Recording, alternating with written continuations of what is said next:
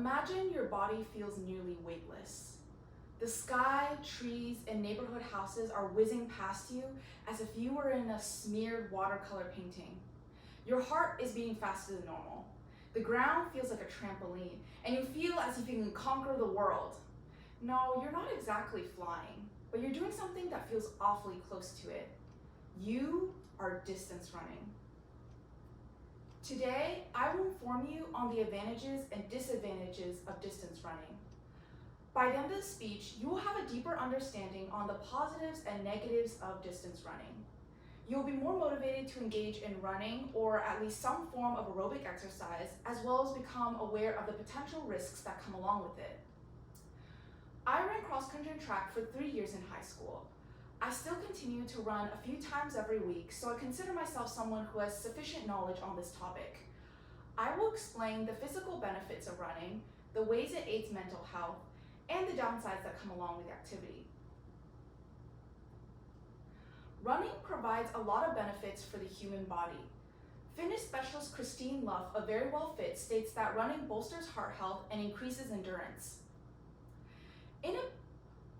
It can also train the body to utilize fat as fuel. I can personally attest that running is effective at burning fat. After just a few months of running sophomore year, people started commenting that my legs look more slim and toned. After even more months, I noticed that the baby fat was melting off my face and that my clothes fit more loosely on my body. In a Pit Journal article, it's been reported that running decreases the chances of heart disease, diabetes, and obesity. NIH states that running increases one's maximal oxygen uptake, as well as increases HDL, or otherwise known as good cholesterol levels. Finally, according to the American College of Cardiology, a research study with more than 55,000 participants found that runners have a 30% less chance of death of all causes. On average, runners also live 3 years longer than non-runners.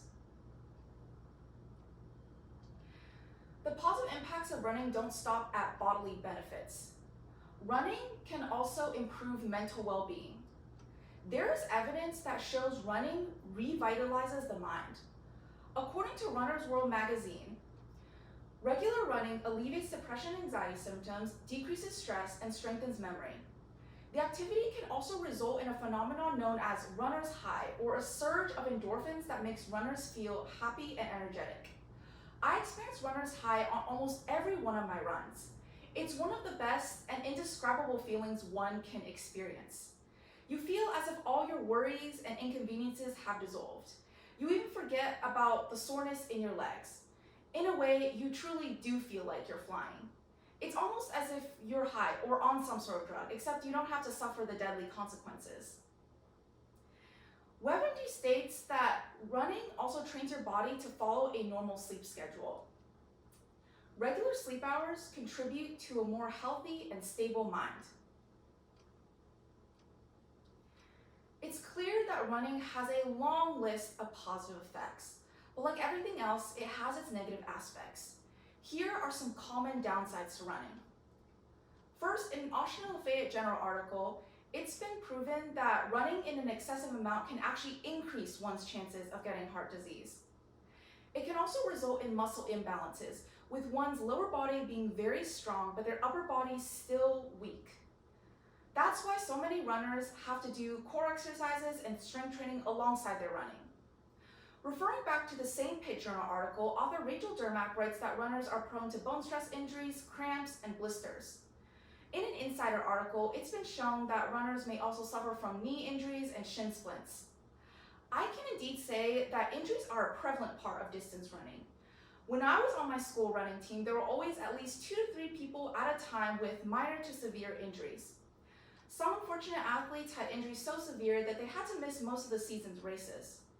During the fall of my junior year, I strained my hamstring for a couple of weeks despite not even formally training with the team. To summarize all the information we've learned, running has a lot of positive effects, but it can also wreak havoc if not done correctly or carefully. While running may not be safe or frankly fun for everyone, It can be a great supplement to most people's exercise routines. But it's important for everyone to know their body's limits and not participate in the activity if they feel the injuries may cause them more harm than good. I want to end this speech with a quote from a famous American Olympian, Patty Sue Palmer. Running teaches us that we are capable of so much more than we ever imagined. All right, so does anyone have any questions? Yes? Yeah, I have two questions actually. Yeah, first one is, very glad you tell us a lot of the good benefits of the distance running. I'm wondering how can we start distance running, because a lot of people feel it is so stressful and to start the running, because and the first stage you will feel out of breath and you cannot keep on running, and so should we stop, or how can we make it fun? And so that's my first question. So. Yeah, that's definitely a common concern for a lot of people that want to start running, but they don't know where to start. I definitely recommend trying to find some sort of community or running club, because as I stated, if somebody doesn't do it cautiously or with a set of bars, it can cause the disadvantages we discussed earlier. I see. So it's better to start with a community, a club, or so people can talk together and run together. Yes, I think that's a great way. And in my personal experience, a lot of people would agree with me that running with a group of people or even just a few people actually motivates you to run. Sometimes when people are running alone, they're more inclined to stop because running can be painful. But if you have other people with you, then it reminds you that other people are in the same pain with you and you're not alone. I see. Thank you. So that's my first question. So the second question is, recently there is sad news from China. One of the high manager of the one company, he is 53 years old. After 28 miles long distance running, he died. So my question is, how to make sure what's the safe distance for the running, and how can we make sure it is a safe distance? Because sometimes we may mistake thinking that we are out of breath, should we stop or should we keep on running, or how to make sure it is not a fatal consequence. So how to avoid that kind of things, make sure the distance is suitable for us. That's a bit of a difficult question for me to answer, but I think if one's feeling lightheaded or dizzy, that's usually a red flag. I also think with the pain in your legs, it should be more of a sore discomfort.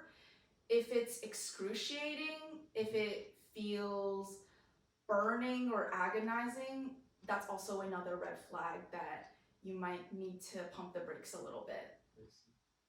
Yeah. Thank you so much. That's good. I would like to pose another question. Why do you think, even with all these benefits, so many people view running as a chore or something that's boring or not fun? Any ideas? Maybe they feel so lonely while they are Yeah, running. no running mates is, it's really boring. Another question I like to pose is, why do you think running may lead to muscle imbalances? With the lower body being very strong, but the upper body being weak.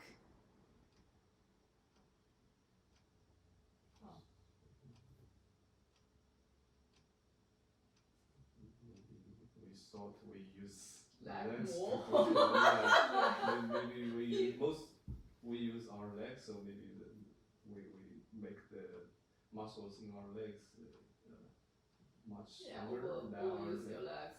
arms. Yeah, that's a very valid answer. In running, most of the time, yes, you do use your legs. Even if you are moving your arms, it's not a great movement. So while running is good, I would definitely recommend trying to find another form of exercise alongside it because it doesn't work the entire body as something as some say swimming. Any other So it's a hard one. recommendation besides swim? Why do you think, despite the pain running sometimes causes, people say it makes them feel good, feel better mentally?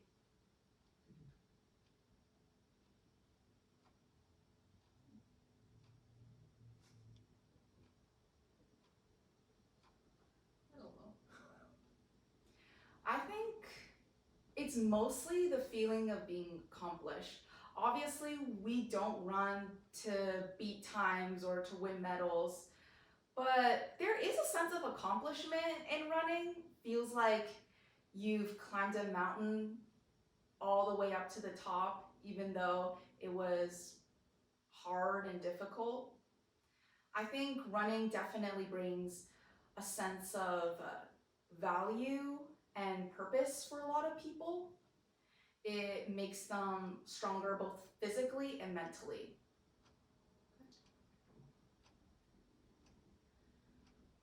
I'd like to pose one last question. Do you think running is an exercise that might not be as accessible to people of certain ages? Maybe for old people, it's not very good for a long distance Yeah. run. Or young boys, girls, the Agree, agree. children can do this. And for those who has some heart disease, yeah, it may not be a good choice.